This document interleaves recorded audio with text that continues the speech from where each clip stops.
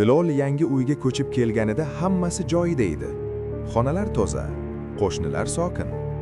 Faqat bitta qo'shni g'alati edi. 47-xonadagi erkak. U har kuni bir xil paytda chiqardi.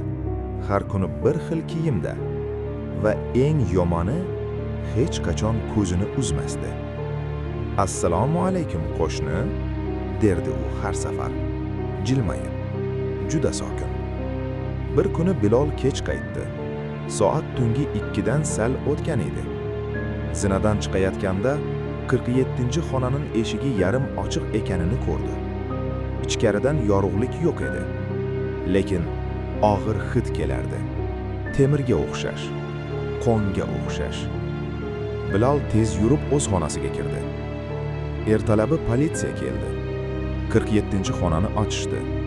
Ichkarida hech kim yo'q edi. Faqat devorda bitta yozuv bor edi. "Men kechasi soat 2 da ish qilaman." O'sha kundan beri Bilol yolg'iz yashamaydi. Chunki har kecha soat 2lar atrofida orqasidan bir ovoz eshitiladi. "Assalomu alaykum qo'shni" va 47-xonaning eshigi hech qachon qulflanmaydi.